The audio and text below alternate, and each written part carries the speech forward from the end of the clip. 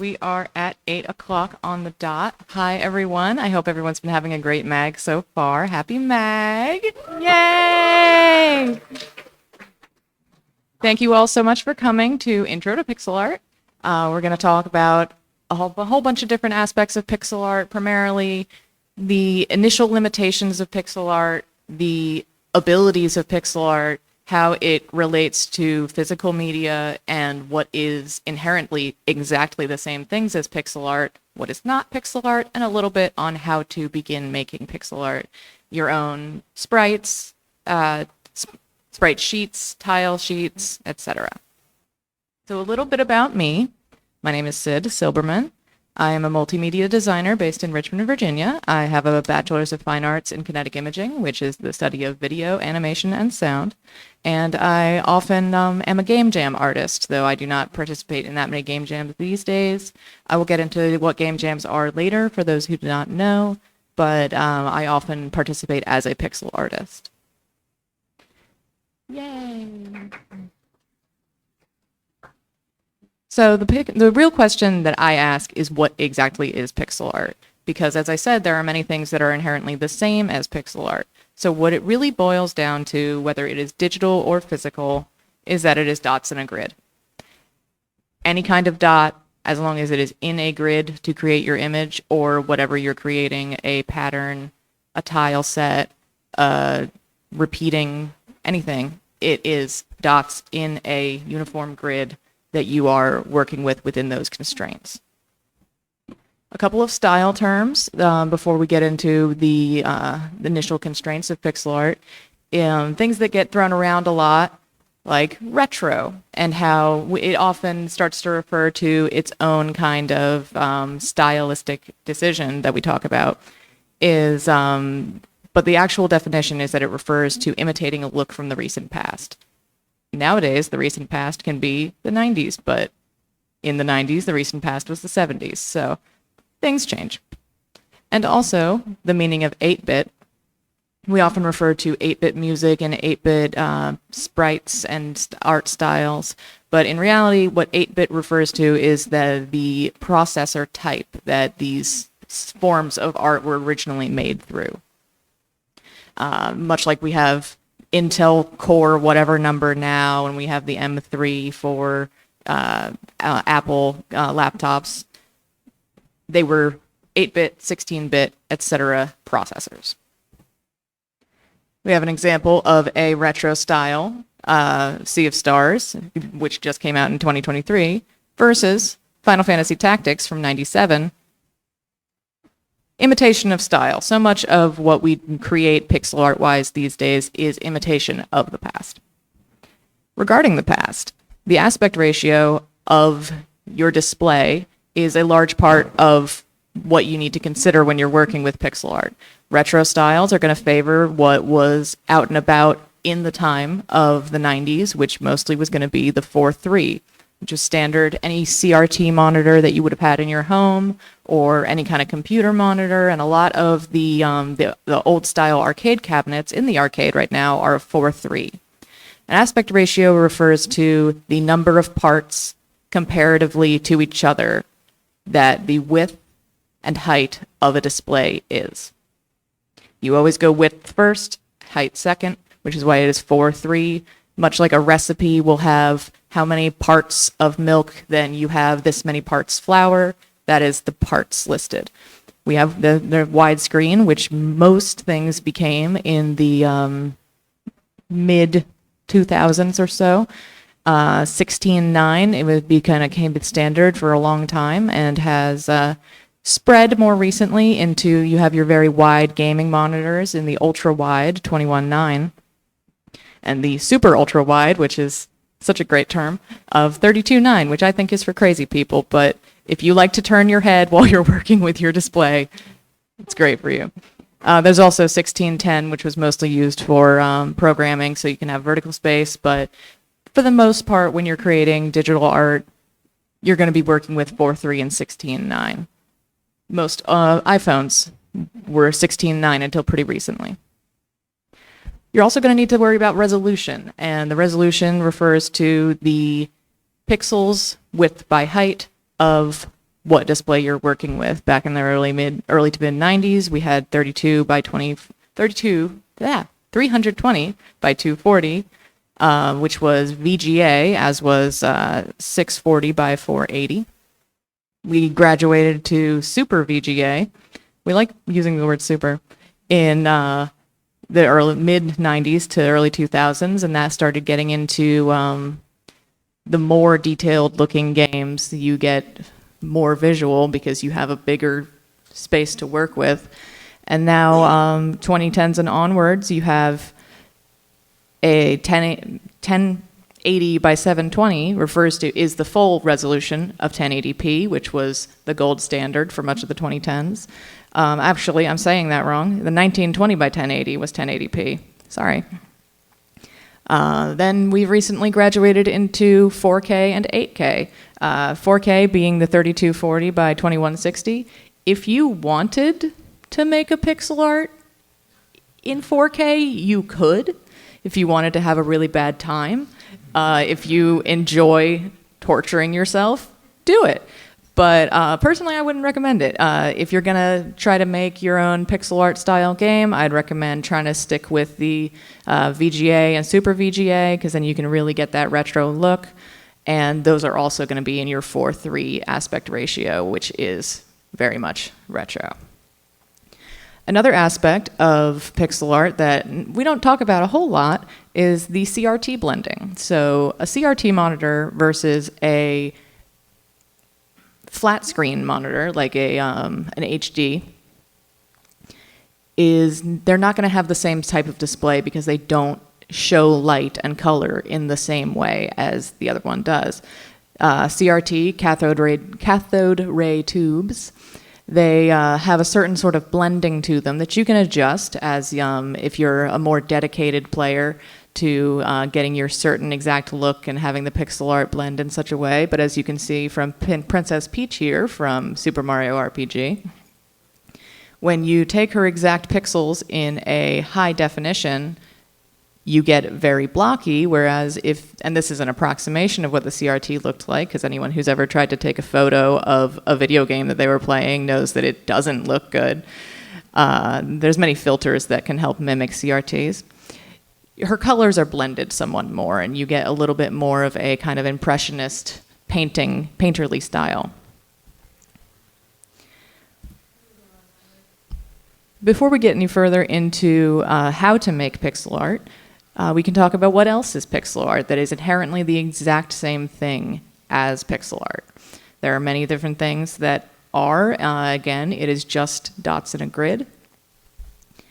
First of all, you get cross-stitch, which is designed to, as I'm sure you saw many projects out in the artist alley, if you have been there already today, that are cross-stitched pixel art of sprites and any number of things. But as you can see from this type of fabric is called Ada cloth. It is inherent. It is a grid. And you must create your images or your patterns or anything that you're making individual stitch by stitch. It's called cross stitch because you're making X's, and that X becomes a dot in a square, and there is simply no other way to do cross stitch other than elaborately, supposedly old lady pixel art. Fuse beads, a little bit more modern of a art form, but still physical, is also inherently the same thing as pixel art. You can do a little bit of shifting with it, so it's not necessarily exact, but if you are using the grid that you are meant to create fuse bead art, it's again just pixel art, because you are working bead by bead to create an image. Traditional tapestry weaving, still pixel art. As you can see, he's got the blockiness of old style pixels, but it is fabric. Any kind of loom weaving, which is vertical string called the weave and the horizontal string called the weft, creates individual bumps and stitches, as you can see, each of them becoming a dot in a grid. For the same reason, loom bracelets and any kind of loom is going to become pixel art, because Again, dots, grid, even if it's not representational art, patterns can still be pixel art. And another more modern one, diamond painting, also called jewel painting or gem painting. You see these kits and Michaels and all over the place. Pixel art, as you can see, dots placed in a grid. There they are, little sprites. So what else can you create pixel art with that is not necessarily exactly the same as pixel art, but is capable of the art style? You can quilt pixel art. You can create a grid. Anything that works in squares can become pixel art, but it is not inherently the same thing as pixel art, as it does have very organic capabilities, which is the one thing that pixel art really doesn't have, is you cannot create smooth shapes without first working with small squares. Crochet is capable of pixel art, but as you can see from the image on the right, it is not inherently the same thing. There's many different types of stitches. If you work only with single stitch, then you get pixel art. If you don't, then you get whatever other kind of shape that you wish. If you work with granny squares, you can make those squares into your pixels, but you don't have to. That is what makes it not exactly pixel art. Knitting works so much with texture and also different types of stitches, so you can use it to create pixel styles, but it is not necessarily exactly the same thing as pixel art. And finally, there is rug tufting, which if you're crazy, you can make pixel art with, because it is a very fast-moving type of stitching, but you can do it. Maybe you shouldn't do it, but you can do whatever you want with it. However, it is not necessarily exactly the same thing as pixel art, the way that weaving is and the way that fuse beads are. It's more therapeutic than you think. It seems like it would be. You're stabbing fabric repeatedly with a gun, so it sounds like it's fun, but it seems like it would be very difficult to make pixels with.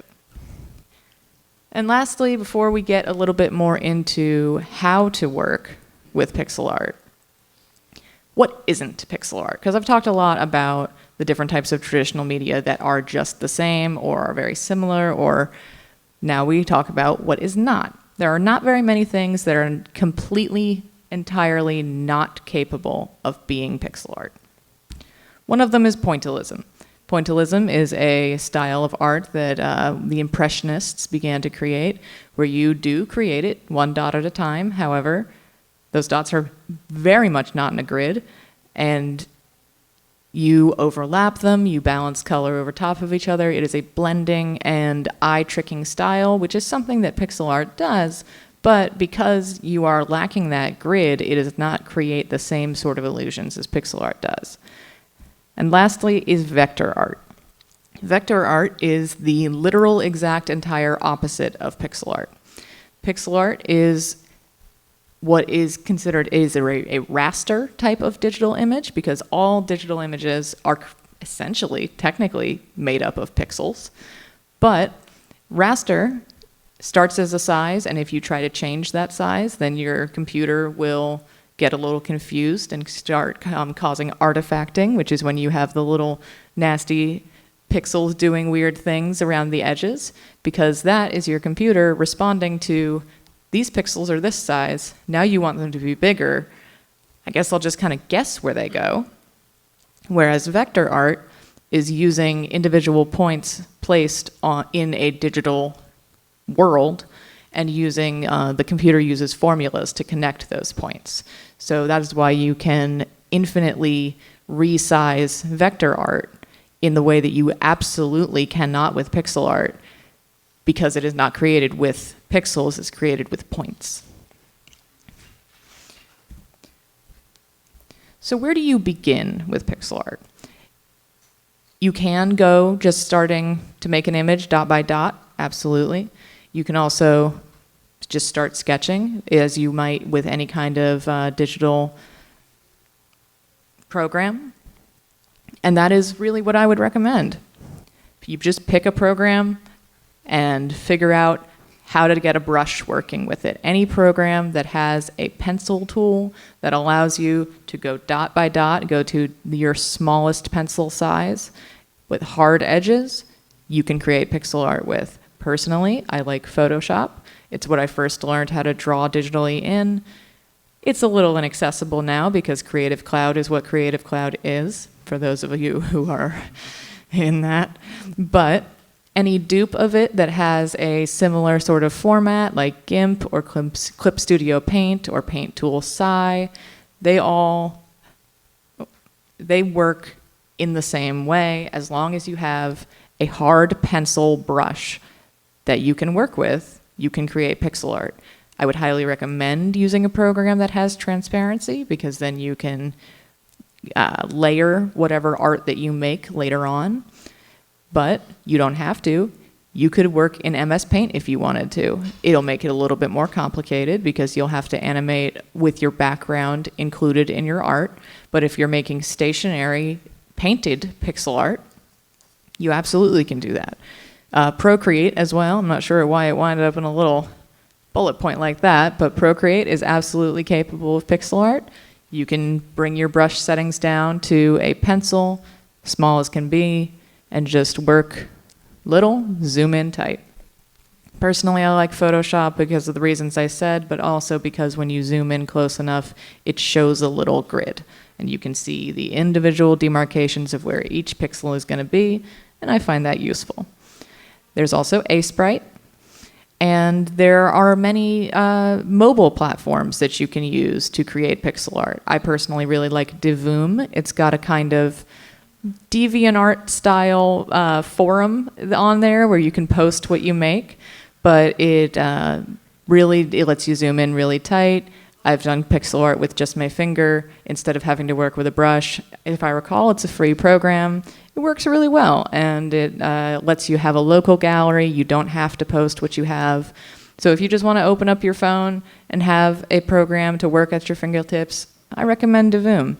Or you can use any other art program you like. There are many in-browser pixel art specifically intended for pixel art programs out there. If you just search for one, you'll find one. They're coming out the walls. There are two types of game assets if you're going to be creating pixel art for games. If you're creating pixel art for just the art of it, you don't really have to worry about this kind of thing. But if you're creating pixel art for games, as I imagine you would want to, because this is MAGFest, music and games, it's probably the interest to there. There are two types of asset to work with. There are sprites, like Link here. Sprites are your animated, dynamic, actionable pieces of a game. The things that will change, the things that will react, the things that have animation to them. You also have tiles. Tiles are the aspects of the environment that tile together, like blocks. Those being the pathway, the hedges, the house, the grass, all tiles, while Link and the bushes, because they change, they can be actioned upon. They, whether the game is reacting to you or you are reacting to the game, those are sprites. Whereas things that don't really move or don't really change are going to be tiles. There are two, like I was saying, two different approaches that you can take to starting pixel art. You can go dot by dot carefully with what image you have in mind, or you can just start to sketch. If you're going to work with pixel art the size of a Link sprite, you probably would want to go dot by dot to start out, because then you can really see what kind of image you're getting. If you're going to work with a much larger kind of style, something more illustrative at a much higher amount of size, you would start it, I would recommend, like any sketch. Just begin to sketch and clean it up afterwards, and add another sketch until you get the shape you like, and then begin to line it like regular pixel art, dot by dot. You can also work subtractively if you want to create a silhouette first and then get your shape that you like for your character. Use your eraser tool. You can also set that in the same way to the lowest possible size. in a pencil block format, and that allows you to basically subtractively create pixel art. So I'm going to go a little bit into not necessarily limitation of pixel art, but something that I've already mentioned, which is the unscalability of pixel art. And how pixel art, you can imitate a design. But if you want to make it smaller, it's not necessarily the easiest thing in the world. So here we have the Gros Michel Joker from Balatro. It's not made of that many pixels. You can see the individual blocks creating the lines of the outside. It's a really good example of how lines work in pixel art. You do have to sort of tangle with a little bit of a slope from Algebra 1 situation of 2 over 1 up, 3 over 1 up in order to get a certain slope in parts of it, and then you have a perfectly diagonal line in others. It's sort of just something you have to get used to. But here he is, Gros Michel. And here is a fuse bead of him. You may notice that he's not pixel perfect, but you can see what it is. It's still the same banana, but it's sort of approximated what it is. This was created this not pixel perfect way because pixels are very, very small. If you scale up the size of your dots, the size of your creation increases essentially exponentially. Here we have Jimbo himself from Balatro. Also doesn't seem that big, but I did this manually in Devoom. You scale him up, and you can see there's a lot of going on, but there's really not that many pixels at work here. His eyes, for instance, are only made of 2 pixels across for the pupil, and 1 on the side, 2 above, 1 on the side for around it. And there's no way to scale that down when you're working with pixel art. So if you want to create this, like in a physical format, you might have a little bit of trouble because it turns out enormous. And we love him, but he's the size of most of my torso. So it's a little bit difficult and a lot of pixels to work with. So I did some experiments, and there he is. A little bit closer, you see that his nose is only made of 5 pixels, but from a distance, that's the beauty of pixel art, you get the illusion of what is and is not there. I did some experiments and made him smaller. I wanted to see what he would look like. This is that in physical format. It's him. I call him Jimby, but here's another version of Jimby, arguably a little worse, but still trying to see how do you make something that is built to an exact size any smaller. So I tried, maybe these don't have enough detail, tried a medium-sized detail, and I call this the devil because it's horrific, and I hate his eyes, and he haunts me at night. And there he is. That's what happens when you try to change a pixel art without having any space to make it smaller than it already is, because you're already working with individual dots. You can't, if you try to size it up, you have to size it up by a number of 4. So you still can keep your squares, but you're just mimicking a pixel art, a pixel with 3 more extra pixels, creating a larger square. So you really don't have that much space to work with changing the shape of your designs, and that is part of the limitation and also beauty of pixel art. Because you really can't, there's certain things you can't do, and there's a lot you can. And it creates certain individual styles that are really lovely and sometimes horrible. And again, here they are together. It doesn't seem like they would have that much of a size difference, but they very much do. And that's because our pixels are about 1/4 of an inch in size, and that's what happens when you change the size of your dots. So here we have Jimbo. He So, we talked about the size of dots, we've talked about making your dots, talked about how the dots are displayed and how important that is to your display and to your game. How do you actually make the sprites if you want to animate with sprites? You use a sprite sheet. Sprite sheets are essentially every frame of an animation all in a line together. And you plug it into whatever programming language or program that you're working with and tell it how big each frame is. Go in the line, just take each frame as you go, play it at this speed, and it does the work for you a little bit. So here we have a flopping fish I made some time ago for a little game jam, an indie game. He's made of 9 sprites, not sprites, frames, and here they are all in their line. That is his sprite sheet. You can see that they're very close to each other, and that is because it is made of 32 by 32 pixels, 32 across, 32 down, and they are placed exactly next to each other, so there is no pixel being skipped when the program is going square by square by square. This is how much this frame is in size, and now this is my, it's reading left to right, essentially. Something that I find to make making your sprite sheets a little easier, because if you have a transparent fish and no edges to speak of for you to line up your art so the program can understand where your lines are, if you take the size of your frame and add a very bright color in the background on another layer, and do the same thing with your second frame, moving them together, you can use your bright colors to line up exactly where your frames need to be. So you can line everybody up, they're all in place, get rid of your green, and you have a positioned sprite sheet.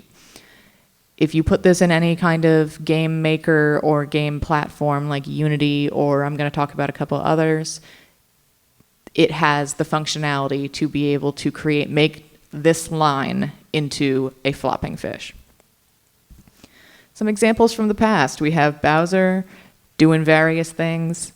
We have Alucard, many more frames for his run than Bowser's, and various other Mario pieces. And that is a little bit of the beauty of the stylization of pixel art, because Bowser only needs, 8 frames to walk around. He needs step with his head up, step with his head down, and then he steps with his head up again, steps with his head down, and then you have it twice in the other direction, and that's Bowser walking. Whereas Alucard, this long line here is all of the steps it takes for Alucard's his cape to flap, for his legs to move, because it is a much more illustrative style, even though same amount of pixels that we're working with takes 1 frame to flap a wing down, 1 frame to flap a wing up, and that's a flapping Koopa. So that's tiles, that's sprite sheets. Tile sets. You would think they would be called tile sheets, they are not. Tile sets are the pieces of your environment that you can use to create, especially for a platformer. You can build them in a block like this, so it shows your tile exactly and you know what the full size will look like if you continue to add the pieces together. Or you can separate them like this, because most game programs will allow you to tell it how much space you want between your tile sheets. I personally find the full size easier, because you can just create your illustration and work with it from there. I found this on open source sprites, a one-day project that someone created. The author was ETQWS3, good job. And you can see the different pieces that they created for this little platformer. You have a static background of mountains. You have a static background of an extra layer for clouds. And then you have all the little pieces of tiles that create this world. And you can see that there is a 3x3 square for each type of environment, and then a few different little aspects, a little tree, a little bottle, a little rock, that you can place wherever you want once they're built into your program. If you want to get into a pixel art mind space, I recommend trying to make little 8-bit so-called sprites of yourself or your friends or any characters or D&D characters that you have. That's what these two on the left here are. And that's me in the middle. Those are the things that you know best. As they always say in art classes, draw from life, draw from what's around you, and you can see how you can translate the real world into smaller shapes. And if anybody likes logic games the way I do, you could also try doing nonograms. They are logic-based squares that you are basically creating a silhouette, usually of an image, and then it shows you these are all different nonograms. You're usually working in one color at first, but afterwards you have a whole library of little different types of pixel art that they created for these games that you can sort of see, okay, I see how they built that. I see why they built it that way. That's how the silhouette came out, etc. You can do portraits of your animals. These are, one of them, unfortunately, is the only one still with me, but two of them, very darling kitties. If you have pets, make pixel art of your pets. Who doesn't like to draw their pets? They might come out looking a little crazy, like the one in the middle, but they might come out looking a little accurate, like the one on the right. Just play around. That's the biggest thing I can recommend for pixel art, is just to play around and see what works for you and what doesn't work for you. Something important is if you want to make games and you can't program, how do you make games? Because if you're only able to make the art, what do you do? There is a game creating program that I really like called Stencil. And Stencil is based in the same concepts of programming, but it uses visual blocks instead of coding, that you just connect the blocks together. And you can do a lot and get very far if you only understand the concept of if-then statements, or if-then, sorry. If this happens, then this happens. And you can use this, frankly, redundant coding to get a lot done just to see how your sprites are moving and how they interact with each other. And it's a very useful program because you just basically drag commands around and they connect for you, and it's very nice. RPG Maker is also a good breaking in point for a lot of people. That's what a lot of people used about 10 years ago and so on. It's pretty easy to understand. It works really well. You can also do a lot of pixel art work in Unity. Unity also, as I understand, is pretty easy to break into, but it takes a little bit more programming understanding. So if you have a little bit of a background on that, you'll go right into it. If you struggle with programming the way I kind of do, it might not be the best choice. But you can also try a game jam. I recommend the hell out of game jams. They are lovely. A game jam is creating a game within a certain set amount of time. The one that I have participated in is the Global Game Jam, which is a 48-hour sprint to create a game. It doesn't have to be a video game. It usually is. And the nice thing about the Global Game Jam and others is that depending on where you live, what city you're in, there may already be a group dedicated to doing the game jam. And you can see who's already signed up to do it, who's looking for an artist to help make a game, who's looking for a programmer to help make a game. Where I live in Richmond, Virginia, there is a dedicated group, RVA Game Jams. It's a load of fun. If you live anywhere near there, I recommend coming out for the game jams. The Global Game Jam this year is January 26th through February 1st, but there are other game jams as well. There's Train Jam, which is riding a train and making a game during the train ride. There is Ludum Dare, which happens 3 times a year, I believe, and actually is a competition. There are prizes. Game jams, there's an assignment, a theme, and there are constraints that they tell you, maybe do this and you'll get like extra kudos because you did this thing.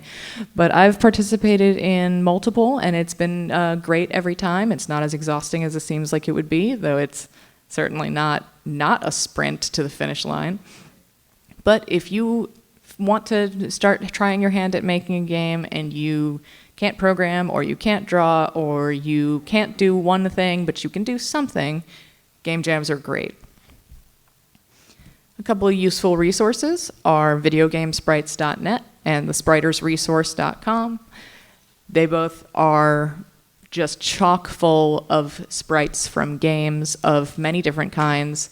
All the sprites that I've shown today are from either of those websites, except for the ones that I made. And it's just full of great resources that you can download, that you can look at, that you can examine, which really is the best way to learn an art form, is to see what already exists and how it exists. Also, there's stencil.com. They have great guides on how to use Stencil, how to download Stencil, make it function. And all in all, there we go. So we have a little bit more time than I intended for questions, but we do have time for questions if anybody has any. Yes, sir. Absolutely. So I noticed for Alan, this would just be trick of the light, but it does look like within the third row down, the very first sprite actually appears much thinner than the very last sprite. Indeed. So the question is could you have a program where it connects everything, but the set dimensions of the sprite can change?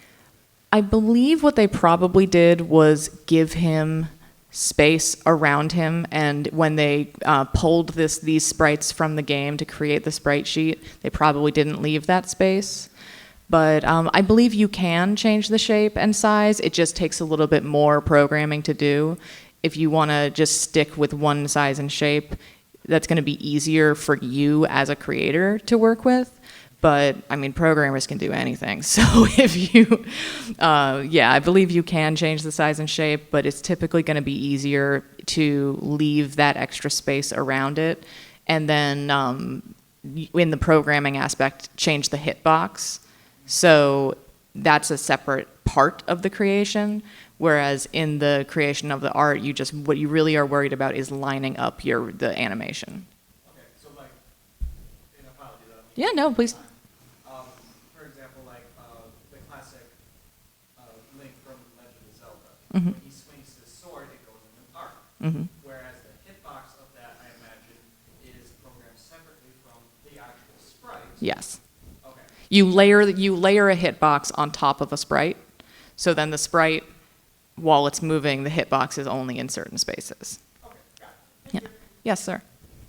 Apologies in advance, this question might be a little more philosophical. Yeah. We're spending time in the beginning talking about what is pixel art, what is kind of pixel art, and what isn't, right? And something I've thought about is, we're talking about any digital image, right? Like at the end of the day, it's still pixel. Exactly. Even if we're looking at like textures in Skyrim, for instance, right? Mhm. Zoom in enough, you will see that grid eventually.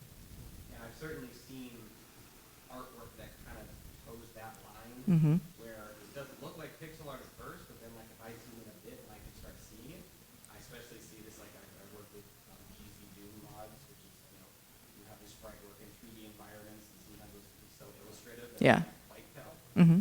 So I'm wondering like where you kind of draw that line. Is what makes pixel art more based on like the technicality of it, where you know you're working with a grid, or is it more like how the output is? I think it depends on the intentionality of the creation, because if you are, let's say you're drawing digitally, but you're using a brush that is designed to look like watercolor. Technically, you are creating pixels and moving pixels into position, but you're not intentionally placing those pixels. You're placing the brush stroke, but the pixels themselves are being inferred by the computer in a way. Not to say that they are not your brush marks, but the creation of those pixels is not quite as intentional. Also, not to say that, oh, there's no intentionality behind your work if you're doing it. No, not at all. But I think the specificity is what makes it pixel art, as opposed to that's why, to me, tufting isn't pixel art, because you are technically placing individual knots into your fabric, but because you're placing like 50 at a time, it's not really pixels as much as it is pointillism. Yeah, so I guess you can make art that's trying to look like pixel art, but because the mechanism was not dots on a grid, it's Yeah. technically pixel art. But then the inverse would sort of be like, you can't accidentally make pixel art if you never intended to. Yes. Even if you are unknowingly working in a grid in that way. Yeah. Using some kind of brush. It is an interesting paradox.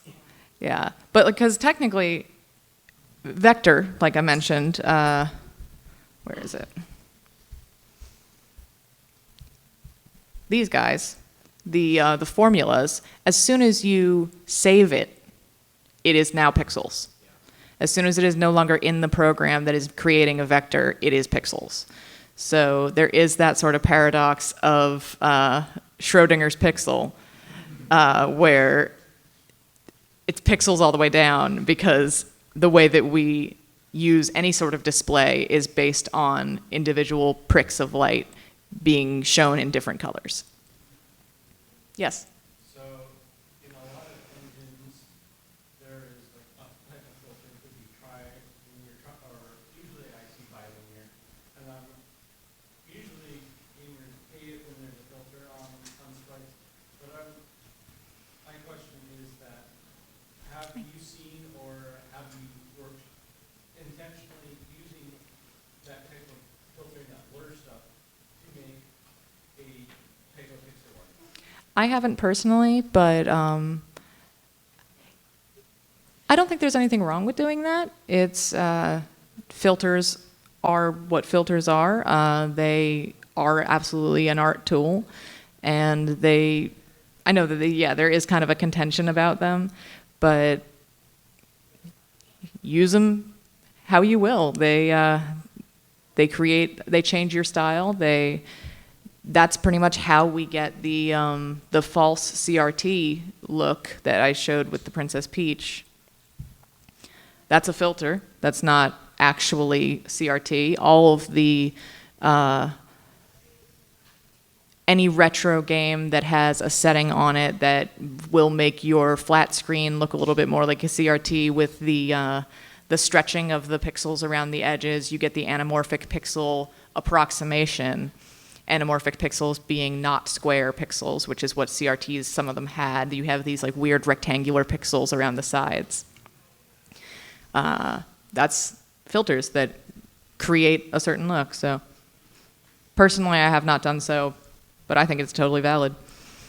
Yes? Do you prefer to work from a predetermined color palette, or do you prefer to pick out your colors on the fly? So how do you determine your highlights and your shadows? Which colors do you use? I think it depends on if you're trying to mimic a more retro style or not, because part of the limitations of older pixel art was that because of the 8-bit processor and et cetera, they were only able to use a certain number of colors. That's why, if you've ever seen Tetris, they go all the way up and suddenly the colors go crazy because the number of colors that the program is capable of, they've reached that number, and then the processor is just like, oh God, what happened here? And so the colors start to glitch out. But that's neither here nor there. If you are trying to, if you say you want to make a game and you only want to use 5 colors in the game, that's a great reason to start with a palette. Really, any illustration benefits from having a palette from the start. It really helps you to think about what you want to use for your highlights and what you want to use for your shadows, especially if you're using a more, instead of using lighter colors, use brighter colors for your highlights. So it really just depends on what style you want to work with, but I definitely think that starting out with a palette idea is always a good idea when you're working with any illustration, whether it's pixel art or non. I know we finished this. Yes, sir. You have answered it. You said, my question is,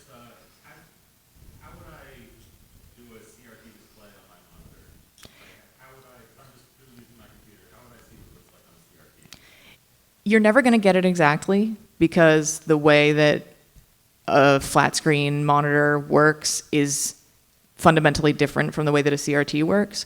But there are a lot of filters that people have built that you can download and you can use and change the settings of to really approximate the kind of CRT that you want.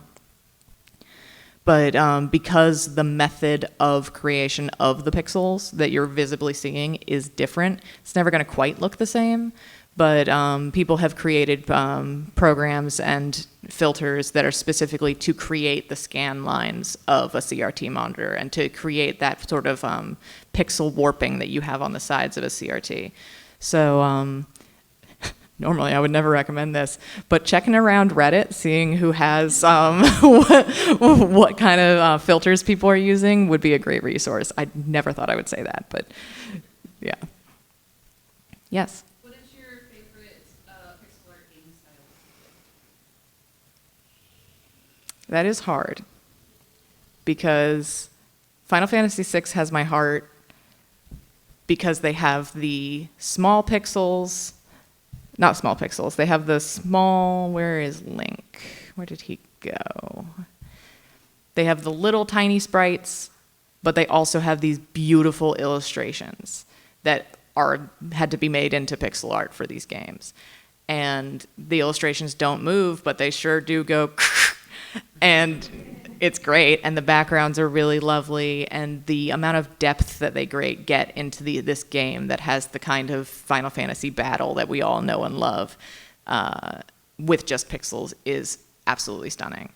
But I also, the other half of my heart goes to Undertale, because the amount of detail that they get done with particularly the main character Frisk is just stunning. I wish I had put it into the PowerPoint, but there is a lovely moment where the lighting has become very harsh, and there's only just a little one rim light on the character, and there's a long shadow drawn, and there's really are not that many pixels in this one sprite, but they show so much of a mood shift with that it's just stunning what they're able to get done with that amount of that small amount of detail. Yes. Sort of thinking about the Link kind of sprite versus more illustrated templates. The sprite sheets, the number of frames that you have to create, does that at all, when you're going from something simple to more illustrated, does that increase by necessity, or does the number of frames, is that just how smooth you want the movement? It's kind of both. Because if you're working with something as simple as my little me here, I only need one sprite change. I only need one frame change. I have a neutral, I have an up, and it just kind of goes up and down. Whereas if you are creating an idle animation for something with pretty much any amount of detail, you're going to want 4 frames. You want a neutral frame, an up frame, go back to neutral frame, and a down frame. And if you end on the down frame, then when the cycle repeats, it goes right back to neutral, and you have a kind of a breathing sort of motion. So that's why like an idle sprite with very, very low detail can just do a little deet, deet, deet, deet. Whereas if you're trying to have something with more detail comes with more frames, typically. Your typical animation speed is going to be 24 frames per second for when you're animating regularly. And if you want to go at a somewhat choppier pace, 12 frames per second, everything tends to be in integers. But for Alucard, for instance, you can see how there's sort of you can see the gravity in the run because it's slow moving. There's very little change at first, and then he really leans into it, and you get a sudden change in his shape. And that sudden change allows you to, I don't know if you've ever heard the term of squash and stretch, that a lot of like Looney Tunes would do, and they use it sometimes still, but with the shift to 3D, you don't get as much squash and stretch. Where if your character jumps and then they land, if you look at the individual frames, you might see a significant change in their shape. So it really does depend on how smooth you want, what style you want. But typically, yeah, if you're working in a smaller, sort of very few pixels, you need less frames than if you have more illustrative.